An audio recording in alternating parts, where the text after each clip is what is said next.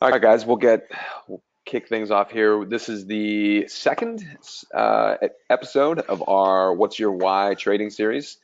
Charlie Bathgate here. I am the partner of the one and only Sang Lucci, who is the interview subject for today. A lot of the series we're going to be bringing on members of the steam room, some of the best, traders from the steam room from all different walks of life. But today we wanted to just go one-on-one and just really dig into Lucci's answers to these questions. And the whole idea behind this series is really to dig into the questions of why are you doing what you're doing, and doing that on multiple different levels, multiple different time frames. So why are you placing your trade? How are you deciding to place a trade in the moment? And then kind of zooming out from there into some larger sort of psychological, philosophical questions that we'll get into. This is the kind of stuff that we love talking about. So yeah, I mean, we can hop right into it if we want, unless Luch, there's something from today's action that you wanted to highlight or anything. You came back. No, I didn't even try. I barely even traded today. I hit the morning and then I don't know. I just kind of watched everything and I was like, you know what?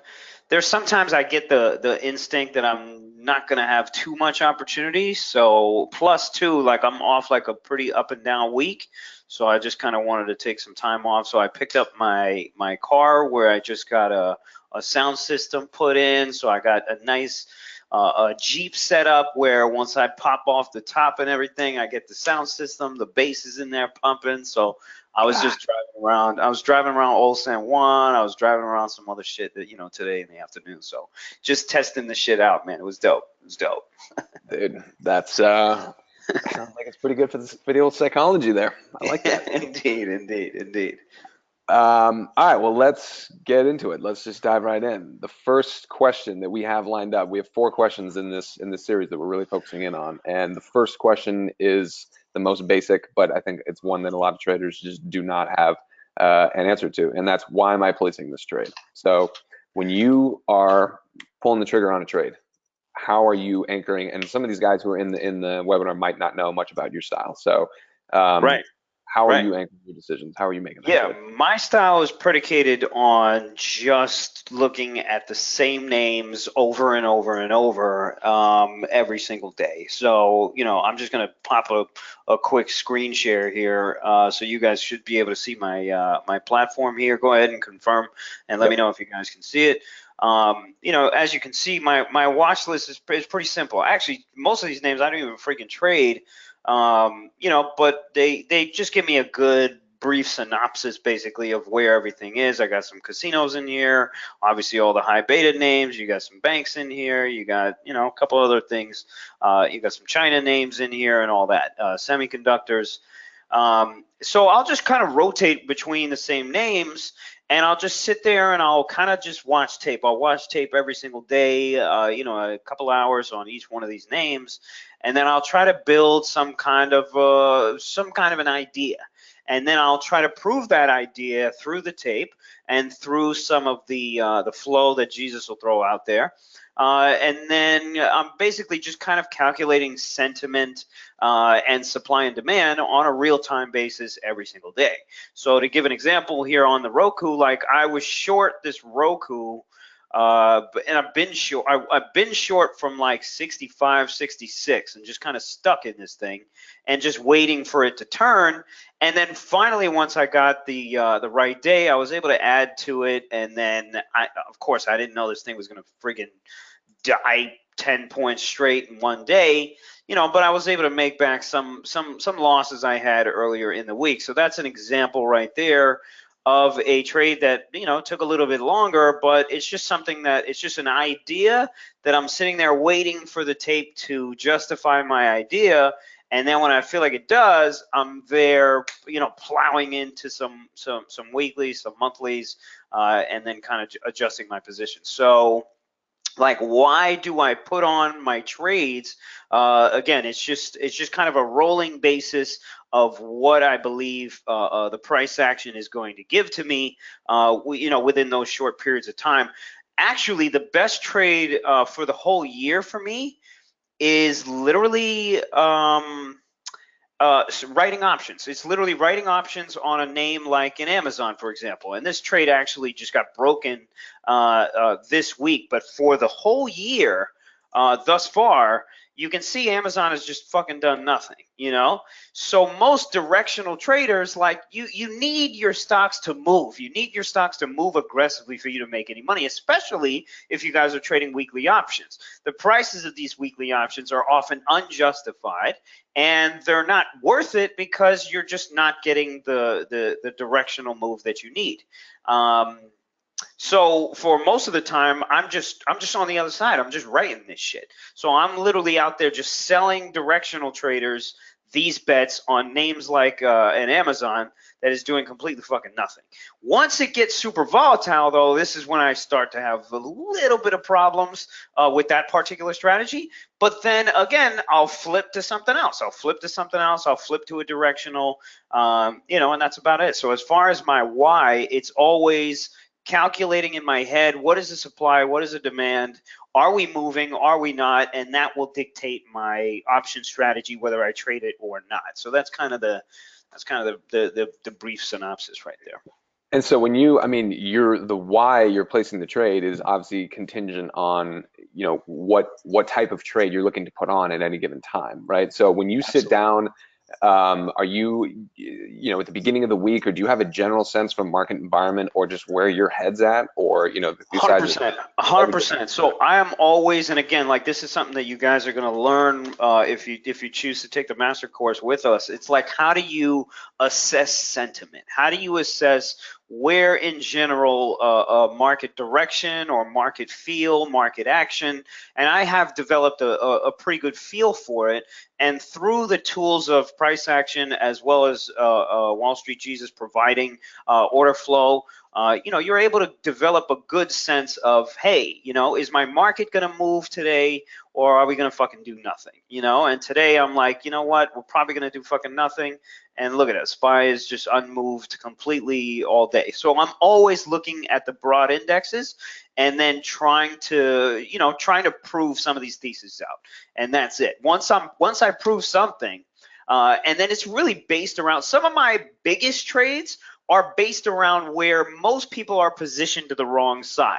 So this is, again, something that you guys will learn how to do if you choose to take the master course, is that where, is assessing where is everybody pigeonholed on the wrong side. And wherever they are, if these people get shaken out of their trade, it's a large enough force to move supply and demand enough that you'll get some huge directional trades. And that's where you'll make most of your year. And that's where I'll make most of my year, in 1 month or 1 week or something like that, So it's really just plotting, and it's really just kind of sticking around until you find a couple of those moves, and that's it. I'm looking to capitalize on a couple of those moves a year, and that's it. I'm done. I'm good. And that's your style. That's very different That's than, me. Yeah, that's me. Anwar, who we talked to, earlier in the week. Completely different. It's Scalper. different. It's different, but it's still rooted in the same kind of science, more or less. I mean, granted, he uses some technicals. He's in at different points. Like, his strategy is a lot more. You have to be a lot more advanced in your ability to execute. So his ability to execute is predicated on buying an option where nobody fucking wants it. That way it's cheap enough, and when these stocks reverse, he gets a huge move on an out of the money option that is cheap as fuck, a 20-cent option that he can flip for 70 cents or 80 cents. I look at him doing this shit and I'm like, dude, I can't fucking do this. You want to know why? Because my mind, when nobody wants something, why the fuck would I want it? You know what I mean? Like, the whole crowd has decided that, hey, we don't want this shit. That's why it's cheap as fuck. So, I'm looking at this option like, okay, 20 cents is going to zero, but in reality, if you're really good at picking your spots and the right names and all that kind of other analysis, you can scalp a 20-cent option and sell it for 35 or 40 cents. You could do that shit all day. I just haven't spent the time to even do it. I'm sure I could figure it out, but that ain't my bag, man. That's his bag. And you're also getting size too, right? That, in the names that are, I mean, he's gone that far out of the money, right? I mean, the liquidity could be an issue there if Sure. taking the size that you're taking, right? I mean, that's been A an hundred issue. percent, 100%. Then it becomes a different game, you know. So Right. then you're, can you buy 1,000 contracts of one of these things? I don't know. I don't know. I've never tried it. Maybe you can. Maybe you can't. I don't know. I mean, Have you somebody's got to tried be it? there to Maybe you test it have out. tried it. Have Maybe you I not have tried it? tried it. Have you Maybe not I've tried it? I feel like maybe you've tried maybe it. Maybe you maybe I have. have. Maybe you have. All right, so I think and guys, if you have questions, by the way, throughout, just drop them in the questions chat, and we'll get around to Q&A towards the end here. So any questions you have, just drop them, and we'll circle back to them. But that pretty much hits on the why, or the why you're placing this trade. Yeah, So let's 100%. take like the next zoom out. Why do you hold the views that you hold, right, of the market? So when you are thinking about overall market direction, what is influencing you the most to have that view that you're having? And we'll start with that, and then there's sort of a secondary question to that I'll have. Yeah, I guess the biggest thing to me is always tape. It's always going to be tape. It's like, you know what? To give a perfect example, like this market is up, from the lows of January, from the beginning of the year, so much, and so many people have gotten absolutely destroyed on the short side.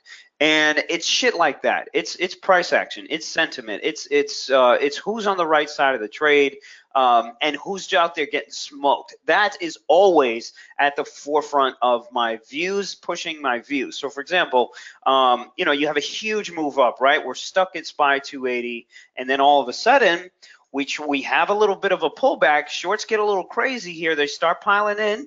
Longs also start cutting their position, and then all of a sudden, we rock right back up to 280. Shit like that. It's like, okay, now you have even more convincing of a situation where shorts are just still getting smoked out.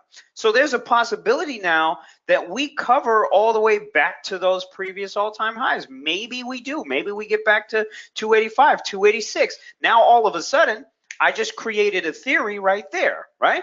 So that's a theory that I just created. Maybe SPY can get up to 285, 286.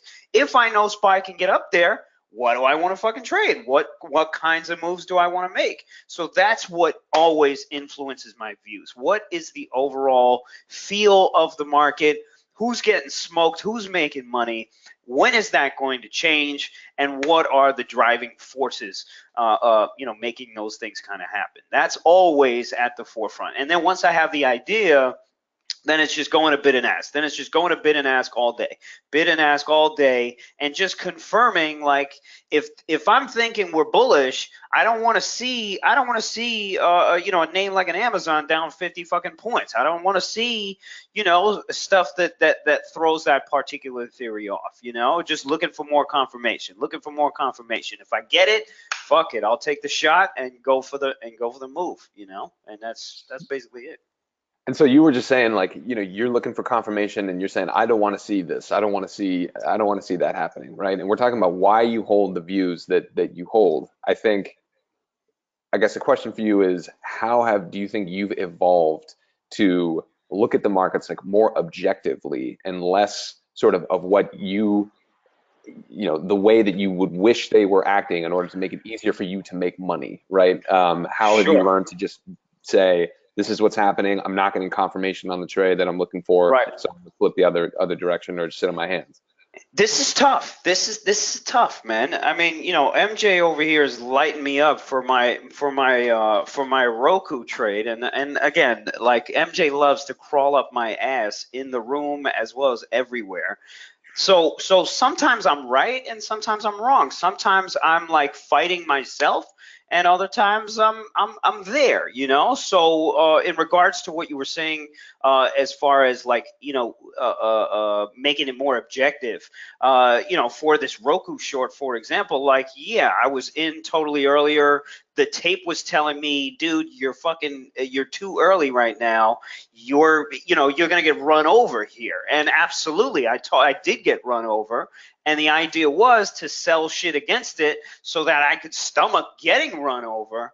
until the move came. So again, being objective and listening to these things that are getting thrown at you and actually doing them is that's a whole nother disconnect. That's a whole nother world of shit, and that you have to slowly figure out. Experience will help you there as well. But again, objectively speaking, if the market tells me, hey, dumbass, you're fucking wrong, that's it. I got to clear out of everything, reassess, and then come up with another viewpoint that the tape is currently proving that, okay, you're right. Most of the time, I'm just sitting around there selling options because we're not doing shit. That's most of the time what I'm doing. And if I'm wrong on one of those, then it's time to flip, move, and start coming up with some new thesis. When you see newer traders coming in the class or into the room or just on Twitter or whatever, and you see them having perspectives that you're just like, what are you talking about? How did you put that together? Where do you feel like the most misleading inputs come from for newer traders, like that, where they get confused most easily? Oh, most of it, and again, like I'm not going to shit on any particular strategies. I would say most of it is mental. Most of it is the idea of an option in and of itself. It's the idea of gains if these moves actually do happen. You understand what I'm saying? So most people look at an option chain, and I would say newer traders, most people look at this options chain and they say, holy shit, this is cheap, this is expensive, whatever it is, and then they're like, wow, I could make 5 times or 6 times or 7 times if my stock actually goes there.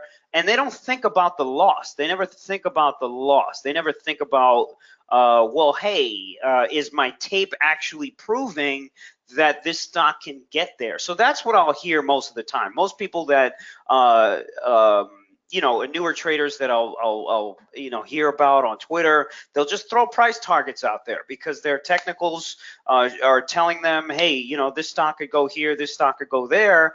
And immediately I'll tweet right back and I'll say, how much do you want to buy that option for? Oh, $1? $2? Yeah, okay, I'll sell it to you. What do you want? You want a discount? 10%. I'll give you a discount, right? And then I'll sell it to them all fucking day, right? Because again, like you'll hear this shit and you'll be like, dude, prove it to me. It's like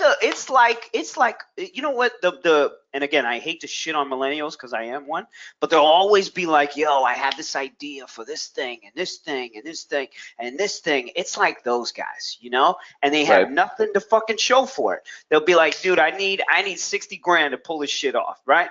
And they'll be like, dude, the company is already worth 2 million. Motherfucker, you don't have anything. You have nothing. You have nothing, right? And if I could bet against you, I would right now, So that's the game. That's literally the game. That's the game that I play every day. I'm sitting there just selling all these options because you don't know what the fuck you're talking about. Right. Got you. All right. I think that covers that one pretty well. All right, so now we're gonna get more. We're digging in deeper psychology wise. Why are you trading? Yeah, man. I mean, this changes, year over year. It has changed for me year over year. Beginning, it was for the money. It was for the money. It was for me to have this freedom, to save my father, to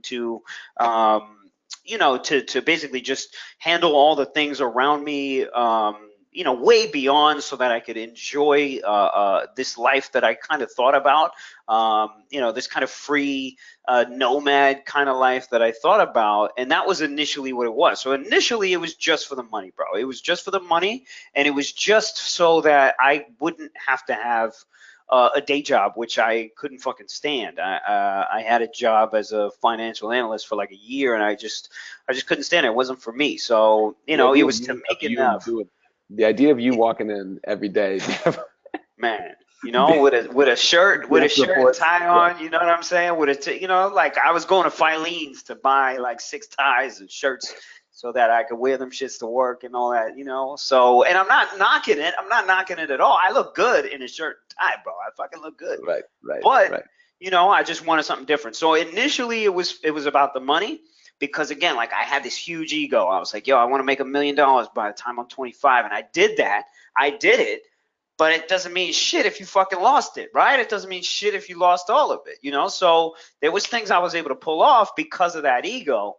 But then slowly over time, after losses, after experience, then it became us with the hedge fund and everything, and then it became, me in New York with this fucking big head. Like, listen, I got to make 10 million, I got to make 20 million.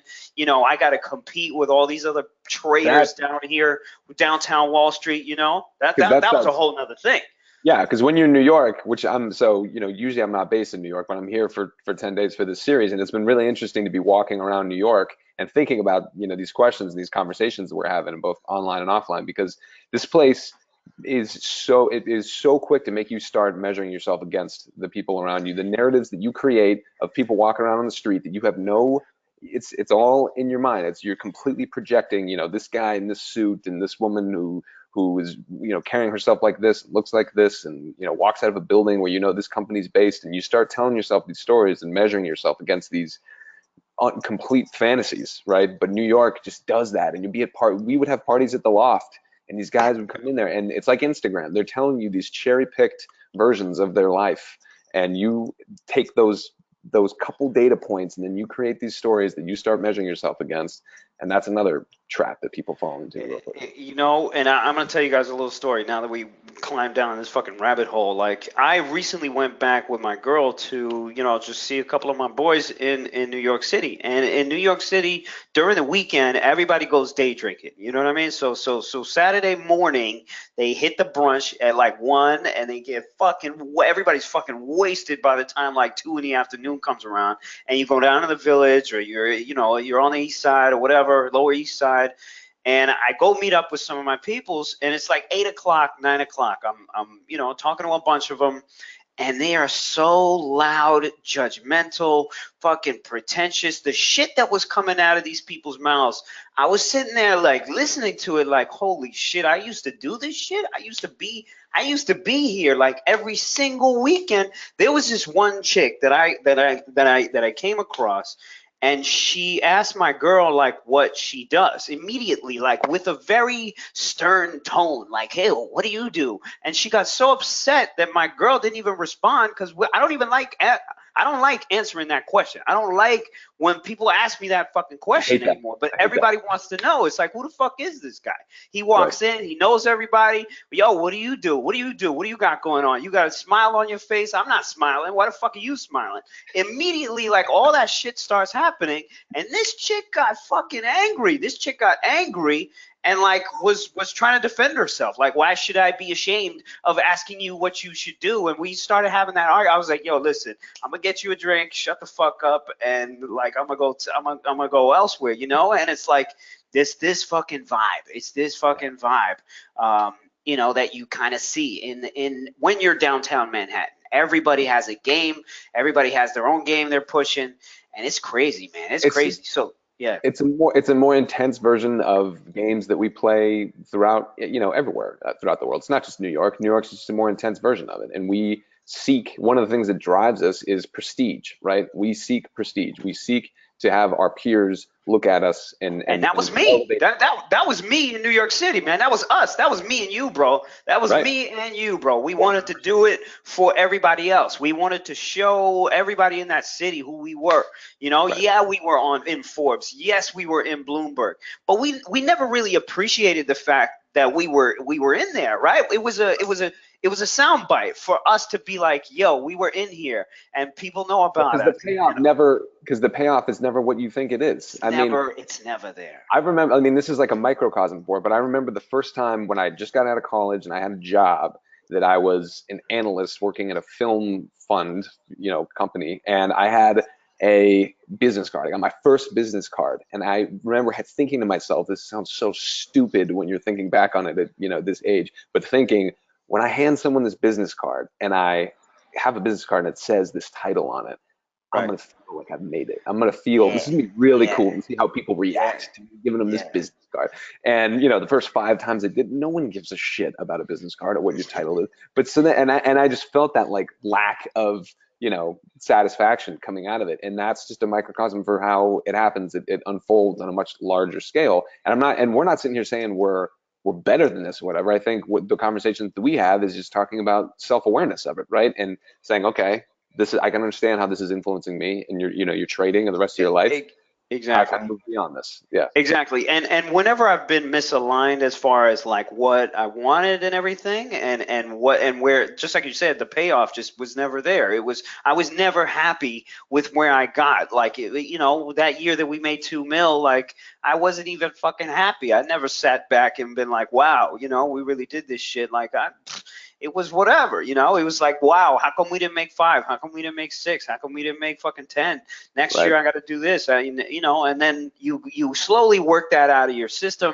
So now, my wants and everything from trading is really to fund my real loves, and my real loves are, my daughter, my family. Like, how can I make her understand all these things, a little bit quicker?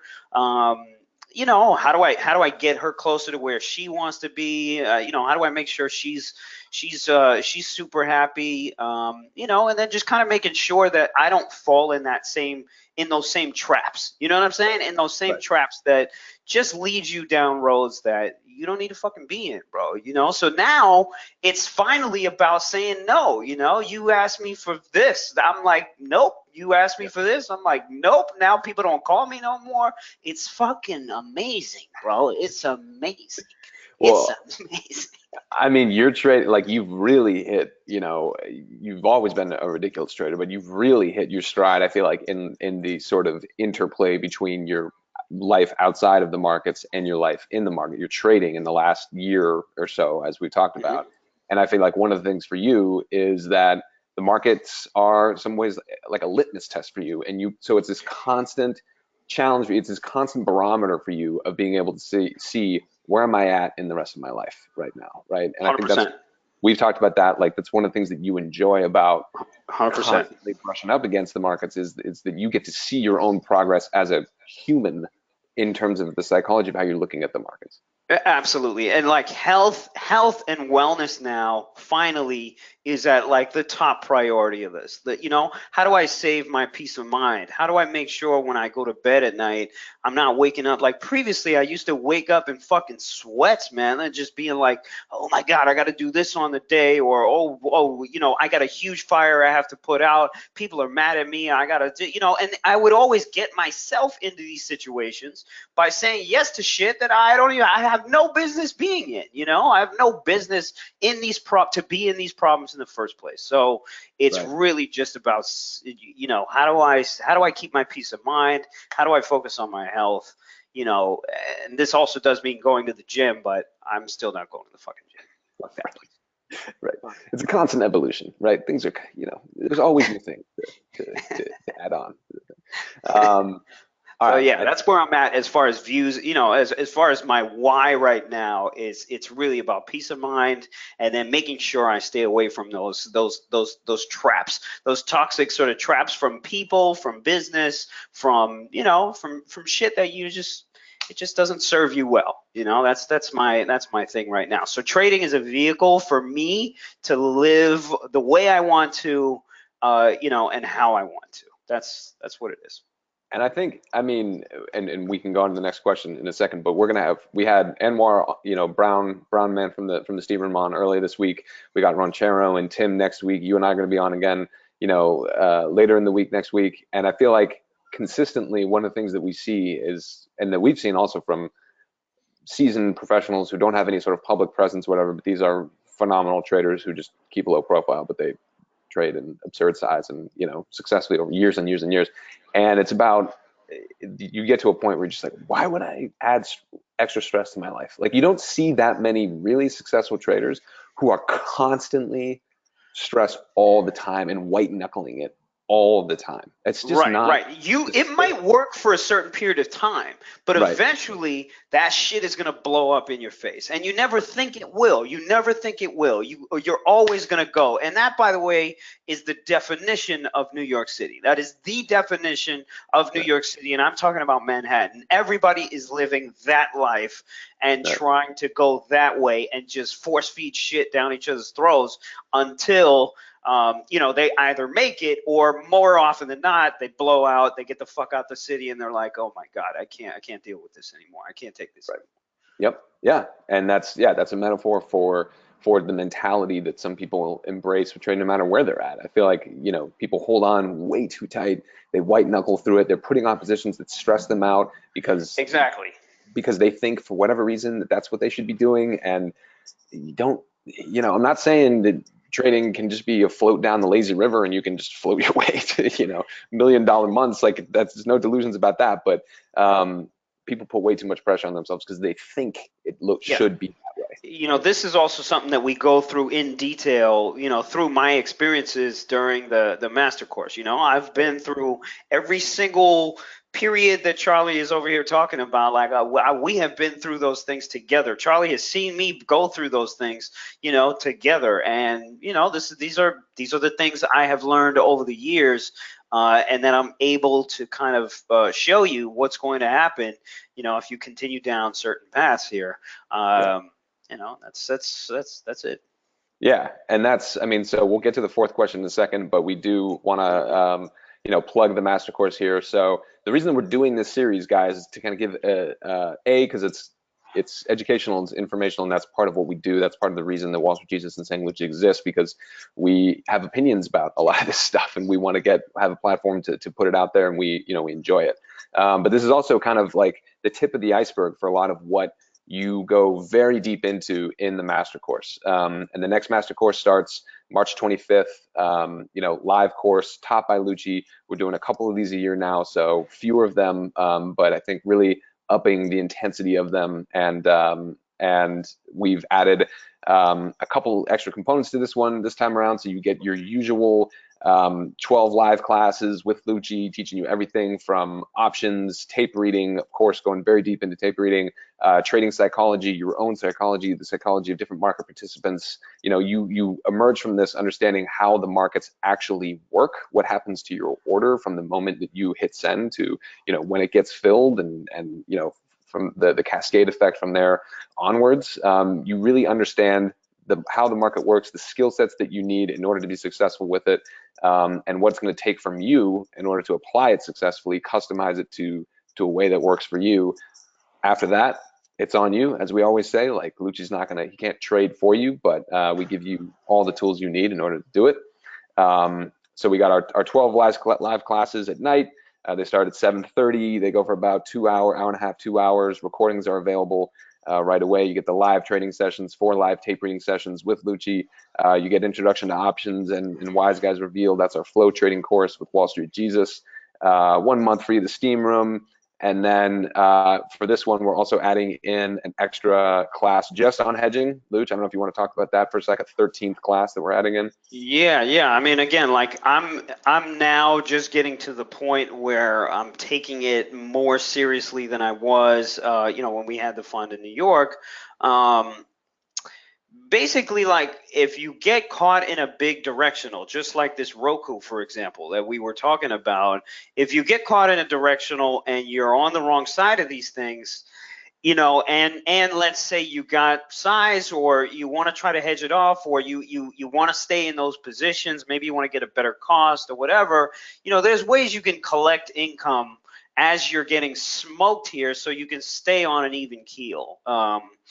And that keeps you in some of these things. So again, it's about selecting the right options, giving yourself enough time, and then knowing how you can scrape, some premium out there to be able to stay kind of even, and basically just cut down your losses. Like so far this year as well as last year, I used to take huge swings. Charlie knows, like some months I'd be up $1 million, and then the next month I'd be down a fucking, 500,000. Right. And it'd be up and down like Right. so crazy. So granted, I was taking a huge amount of risk on some directionals, and I was very stupid on the exit. So my execution wasn't polished to begin with. However, I could still do that same kind of aggressive directional trading while selling shit against what I have, and then cutting down that loss to maybe 200,000, maybe 100,000. And that's huge for your peace of mind. Again, we're always talking about this. How do you stay at a good level mentally so that tomorrow when you wake up, you're not fucking, as Charlie was saying, you're not white knuckling this shit. You're not sitting there like every fucking penny is hurting your soul, man. You know what I mean? Like you gotta stop that so you can think practically, so you can think freely and make the right decisions, because you're not trapped and stuck. And that feeling of stuck has most traders doing the dumbest shit you can even think of. I mean, granted, if we opened up every single one of your portfolios, and when I say you, I'm talking about everybody in this webinar, I guarantee we'd find some shit that you would be fucking embarrassed about. And really, the hedging is about controlling some of those things so that, it's easier to stay alive. Right. Well said. Right. So we got that. That's a 13th class that we're adding in on top of the usual 12. And then we also have Ranchero, who's one of the best sort of alumni from the Sang Lucci Master Course, has taken the methods and the way that Lucci approaches the markets, tape reading and everything, combine that into his own sort of unique style, which is exactly what Lucci teaches you to do, the sort of the outcome that he's looking for. And he created a pretty dope strategy that's basically around trading around long-term positions, right? In some similar ways to Luch, what you were just talking about, but we're gonna have Ranchero on next week, Tuesday of next week. Yeah, he's good at it. He's great. He's great. What you're gonna learn from him is how to take some of these longer term positions. Like sometimes when a Boeing goes 100 fucking points and you want to roll into this shit and you want to keep the party going, like, he's gonna bring that aspect to it, and you can still shave solid income while you're rolling into some of these profits and everything. So it's a much more advanced sort of strategy on more swing time frames and things like that. Stuff that I learned from him myself, stuff that I try to take out and add to my strategy as well. Right. So you guys get that component to it as well. Yeah, this thing is jam-packed, man. Every single time we do another one, we're adding in new components to it. Lucci's teaching things differently because we just want to keep having to get better and better and better as time goes on. That's what it's all about. So we are offering limited number of spots at $750 off. If you can check that out, if you just go to www.sanglucci.com/MC750. So that's $750 off the usual price, which is $3,500. That's a pretty steep discount. If you guys want in on it, absolutely get after it. The Steam Room members get a further discount on that. So if you're a Steam Room member, email me, charlie@sanglucci.com. We'll hook you up with an even deeper discount than that. Yeah, hope to see you guys. Some of you guys join us in this. It's going to be every single time we've done another iteration of it. It's gotten better and better. I think, Lucci, as you've just sunk even deeper and deeper into your trading and like this kind of state of calm that you're in, it's given you even more time and energy to pour into the course, which has been great for all the students. So you guys should get involved in this for sure. Indeed. So we got that last question, yeah? We got that last question. So let me pass it back to you so that I can pull my notes. Here we go. All right, the last question here. So why is your version of success what it is? And I think we have to start with, what is your version of success? Again, this is something that changes.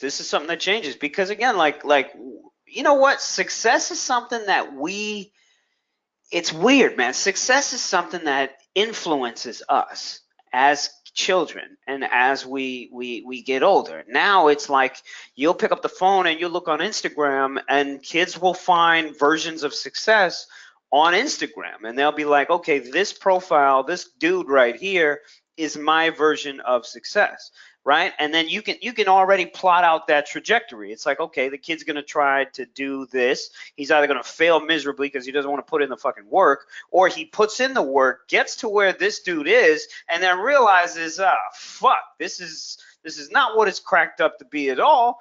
And then he's like, holy shit, my whole world is broken. What does success mean? And now he has to go, think about it. Now he's got to reevaluate, right? He's got to be like, okay, what went wrong here? How come it wasn't the success that I thought it was? I thought making $1 million was it. I thought that was it. Once I hit that, yeah, that's it. I'm good.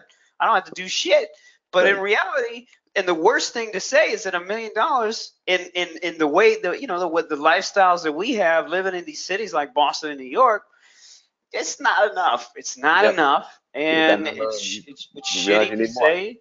Yeah. And especially, you want to have kids, you want to, you want them to be successful. What do you want to do for these kids? Where do you want them to go to school? Where do you want them? How do you want them to live? And all this kind of stuff. So again, there's so much influence coming from everywhere.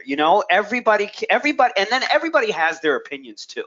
If let's say if you can't find your version of success, you're gonna sit there and reach out for everybody else's fucking version of success. And those versions of success, they fucking don't work for you because you're not them. You're not them. You don't have their same wants and desires, but you want the shit that they have for no fucking reason other than the fact that you don't know what the fuck you want. So it's just a shitty circle. It's a shitty Right. fucking circle of shitty feedback. The idea of success. And it's like you have to fuck up. You have to fail. You have to achieve something and then realize it's not what you want to understand like, okay, this is what my version of success looks like. For me, I'm actually living it, to be quite honest. I'm living it right now. I got my home base in two different cities. I'm able to travel when I want to. My daughter is going to have an access to a life that I wanted to give to her. There's where she can reach out for experiences and get access to these things without holding herself back or without anything holding her back too.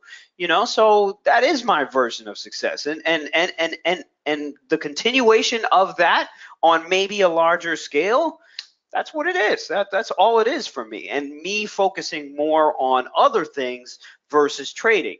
So Right. if it's music, if it's knowledge, for example, or if it's working on a new project, that's what I want. That kind of version of success is what fits my scope. So You that's my definition of it. Right. And I feel like you've given yourself the space to, like, success for you has been, and we've talked about this, not publicly before, but your version of success is to give yourself space to be able to pursue those intellectual pursuits and that Exactly. stimulation because you are just a constantly fascinated, curious person. And for you, even like I think a lot of times for you, it's just going to public like bars, whatever. You're a student of human nature. You just love 100%. interacting with people. But this sounds actually kind of ridiculous, but think about it. Like the ability to just go somewhere and be able to sit there and interact with people and be present in the interaction and not be People can't mentally, do that. You'd be yeah, surprised at how many people. I thought everybody could do it. I thought it was a normal thing, and I'd that be asking that like, you were fucked up because you couldn't do it yeah, or I something. thought I would. I thought yeah, and I would ask somebody like, dude, just go hop her out, just go people watch, just go talk to some random people, and they'd be like, what the fuck is wrong with you, bro? Are you crazy, bro? And I'd be like, dude, what's wrong? What is wrong with that? What is wrong? I have some of the best days when I'm just strolling around, just getting pulled in this direction, that direction, talking to a Right, random person here, and that's when life starts happening, and I enjoy those moments 100%. right, And that to me is knowledge. That to me is knowledge. That to me is freedom. And I mean, in reality, I could do that right now, and I could find a way to just do that right now. But like, I'm still kind of fixated on the fact that I do want more and all this kind of stuff. So I live in a world a little bit of hypocrisy in the sense of, it's not like I need more. It's not like I should be going after, all this kind of stuff. People are like, yo, why don't you do this or why don't you do that? You could make 10 times more. You could make this. Now it's like I'm confident in myself enough to be like, yeah, all right, I could do that shit. Do I want to? Fuck no, I don't want to do that shit. So, and there's that's where nothing I'm at. wrong. I mean, like we're not shitting on anybody making a lot of money or working their ass off, especially if it's something that they, towards a goal that they feel is worthy of them, worthy of their time, and the outcome is meaningful. That nobody's sitting here saying that, but it's about keeping it in perspective. And I feel like that's something that you've arrived at a lot, and we talk about all the time, the effect of your environment on you, how that influences all the various ways that we build up stories in our head of what success needs to look like, right? We talk about that. And Exactly. And that's something, actually, we're going to be introducing into the master course this time around, sort of optional but incentivized journaling component to it, right? And if you are a master course student this time around, one of the things that we are going to be challenging you to do is to write a good bit, right? Write about your, not write options, write, write, reflect. Because one of the most important things that Lucci teaches and that we have seen influence success of traders is a greater degree of self-awareness, right? And self-awareness is a hard thing to cultivate. People talk about meditation stuff all the time, and that's great. Don't get me wrong. I'm a big fan of it myself, but not a lot of people are going to sit there and do it. And it's not just a turnkey. You don't just magically become more self-aware, once you start meditating for a couple minutes a day, right? But writing, if you are sitting there writing down and answering certain questions about your life, and if you are writing about what is actually influencing you to make the decisions that you're making, when you go Right. back and you read the stuff that you wrote 30 days ago or 60 days ago or a year ago, you really start to get a perspective of, holy shit, this is the story I was telling myself. This I can't Right. believe, and we don't realize how fenced in we get sometimes from these things. So I think that's going to be a very exciting part of the master course, but I think that's something that we've talked about too. And as your environment has changed, going from New York to Boston, to Puerto Rico, and then, switching back and forth between Boston, and just you having engaging with your environment in a different way. I feel like that's influenced your version of success. Would you say? Definitely, definitely. And again, I want to continue that. I want to continue that. Like being here in Puerto Rico has forced me to move on items that I've always known I've needed to do. So it's strange how life kind of feeds you those opportunities where you're forced to confront the stuff you've been telling yourself you should been fucking doing for 5 years or 10 fucking years, but you haven't done shit about it because you're a lazy piece of shit and you'd rather fucking eat M&Ms and sit in front of a fucking Netflix Or a lot of times all fucking day. it's not even necessarily about being lazy. A lot of times it's about being afraid. And I'm not judging people for that, but there's because we've all been there. There's a lot of aspects of ourself that we don't want to look at, right? You don't want to have to sit there and answer the question of why you're doing something, right? Because sometimes we do shit for things that we don't want to, reasons we don't want to confront, right? So Exactly. there's that. Exactly. Yeah. So for me, like I always needed to polish up become fluent, so to speak, in Spanish, Right. and I want my daughter too, fluent in Spanish. I wanted her to be fluent in multiple languages. So just being down here in general has forced me to get there, and it's forced me to adapt to new environments and keep my confidence. Like if you put yourself in a new, like bro, Charlie put himself in fucking Thailand for a goddamn year, Yeah. and this, come on, look at him. He's white as fuck. This is putting this guy in a place like where there's a huge language barrier. There's just things that you would never even think about are an issue until Yeah. you're fucking there. And Yeah. when you're there, you have no choice but to either curl up into a little ball and sit in your fucking apartment and not go outside, or Right. you fucking grow some balls, you get the fuck out there and do what you can do. You do what you have to do. So Yep. it constantly tests your confidence, and confidence is everything. I mean, if we're talking about trading, we're talking about life, we're talking about decisions. All of this shit comes from your confidence, your ability to say, all right, you know what? Shit, I don't know this, I don't know that, but I'm gonna go out there and I'm gonna act like a fucking fool, and I'm gonna figure this shit out until I get to the places that I'm trying to go. So Right. just being able to do that is huge, bro. And I want my daughter to be able to do that as well. So my next goal is India. I want to live there for a couple of years, a couple of years. Just go back to this place that I've been separated from for so fucking long. And who knows what'll happen to me over there, bro? Who fucking Right. knows, bro? Right. You might see pictures of me in fucking Nepal, and on some Buddhist shit. I don't fucking know. I don't know. You might see me in, who knows, bro? Who knows? Only one way to find out. There's only one way to find out. There's Well, only one way to find out, man. and when you talk about, when we ask like, why is your version of success what it is? One of the things that we're hitting on is that if your version of success it's important to question that, because if your version of success is just money, right, then if you have a day where you lose money trading, you will deem that as a failure, right? You were not successful. Your version of success is money. You've lost, Yeah. you're a failure.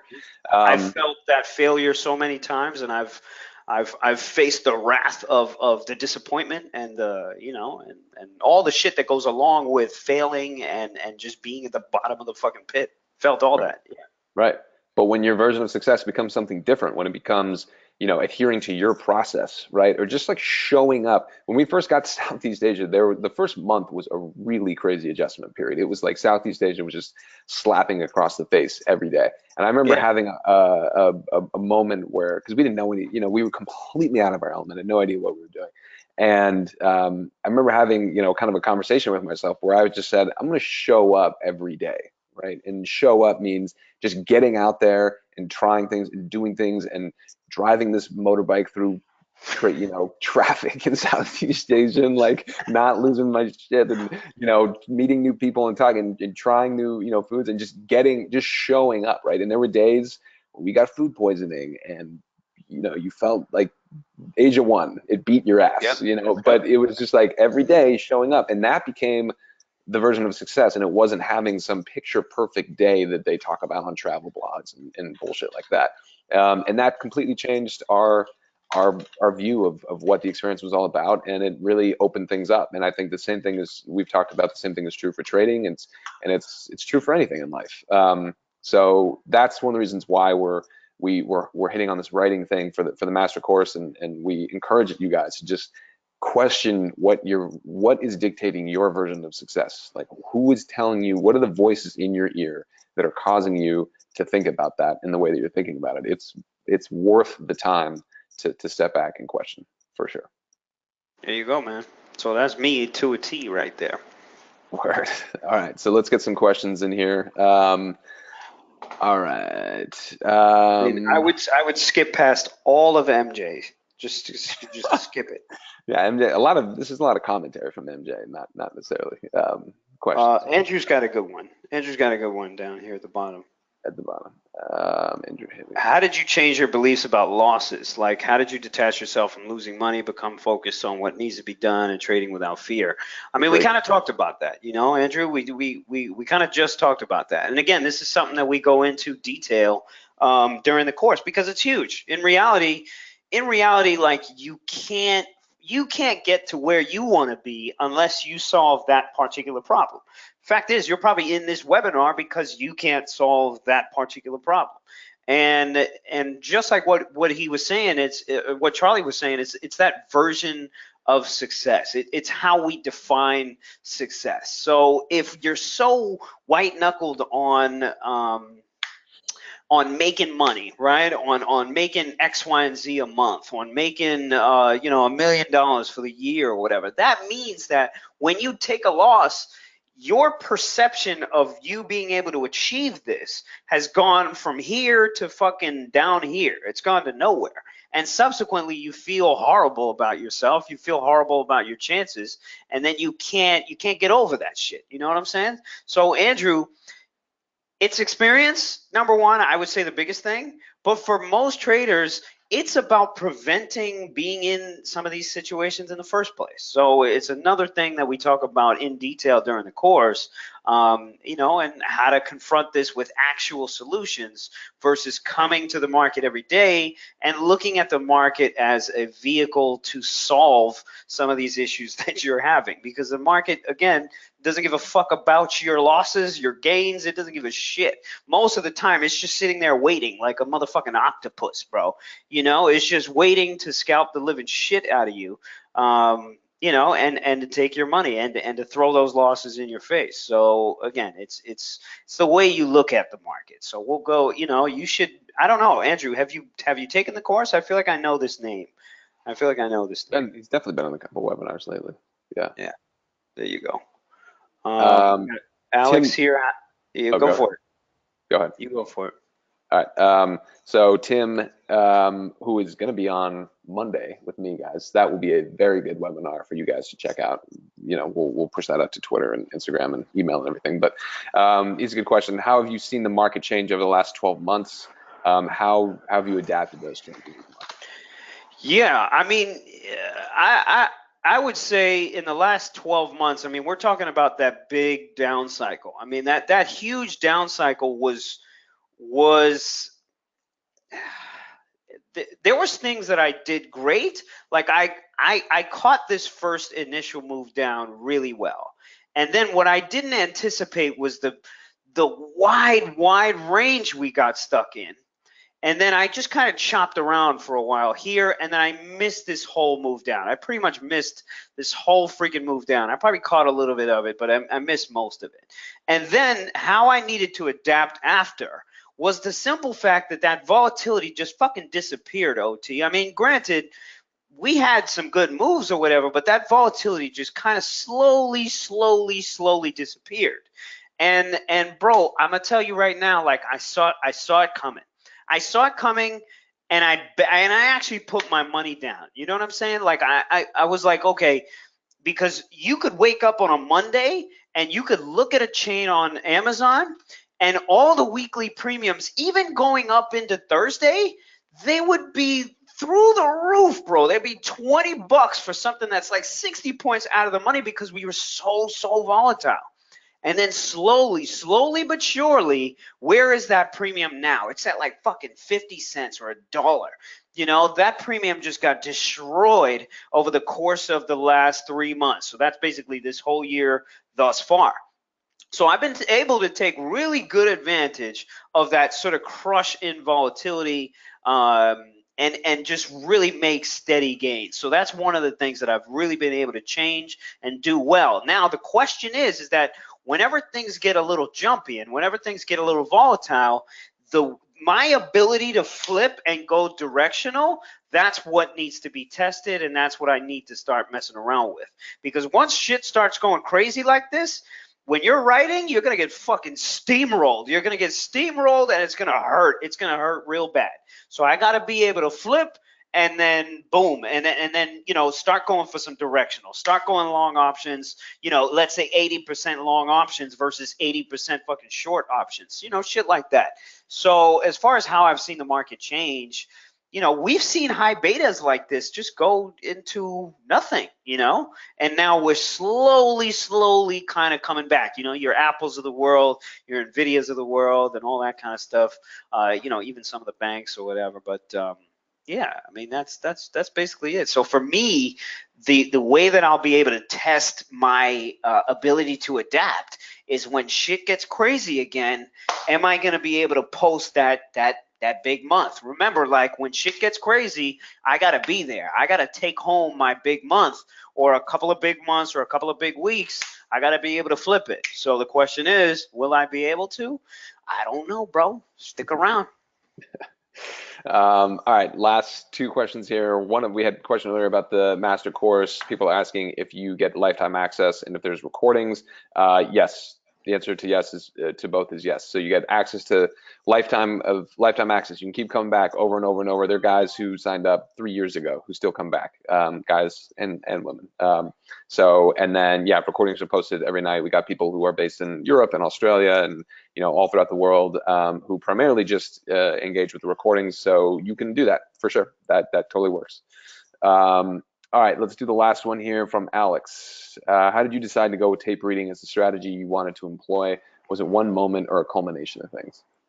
No, it was always it was always the most sensible way to go about it, because Alex, again, like tape reading is about bid and ask, and the simplest this is the form of market structure for every secondary market in the world. It doesn't matter what you're trading, whether you're trading sneakers, whether you're trading fucking cow milk, whether you're trading, I don't know, fucking furs from the Far East. I don't know, whatever it is you want to buy and sell, there's a fucking bid and ask for it, right? And depending on this bid and ask, that's how prices are dictated. That this is what gives you the market price for what somebody is willing to pay for something and what the supply out there wants to sell it for. You know what I'm saying? So that's it. The stock market, though, is obviously the more liquid form of this, But go on eBay if you want to see some shit. There's bid and ask all day on that. Go on StubHub, and there's bid and ask all day on that. Any secondary market you look at is all bid and ask. Now, with the stock market, there's layers of complexity that are added on this. I mean, if you go to college, right, you're going to learn corporate finance, and corporate finance is going to teach you an equation to value the what a company's stock price should be. They're going to sit there and look at the shares outstanding. They're going to sit there and look at what are the discounted cash flows. They're going to sit there and look at how much cash is on hand. They're going to look at all these things, and they say, okay, the fair value for this stock is $500.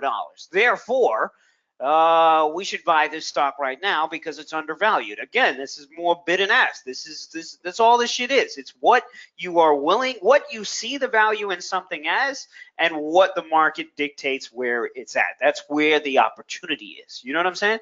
When you look at charts and shit, charts is just a re-representation of bid and ask, of price, and they're adding in a lot of other mathematical calculations. Volume, fucking whatever the fuck ever has been overlaid and overlaid on every single chart to tell you that this is the best indicator and this will make you money.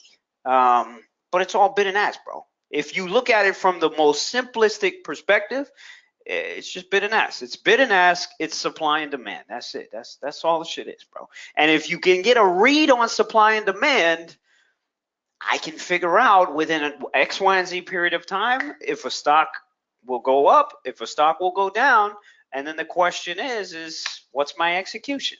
So it sounds simple, but obviously it's a lot more difficult than that. And again, that's what the course is for. This is literally what the course is for. This particular concept is what the course is all about. That's what we do. All right, guys. Make sure you come back next week. So we got Monday with Tim. If you're signed up for this right now, you're already signed up for the series. So make sure you come back Monday afternoon with Tim. Very much looking forward to that conversation.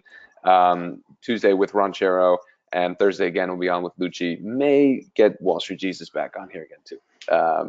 So it'd be good. If you have questions about the master course, hit me up, charlie@sayinglucci.com.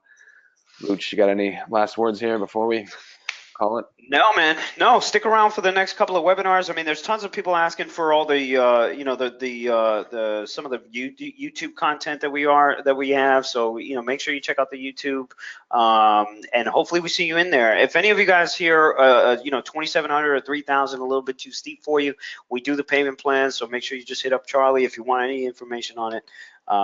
Just hit up the boy.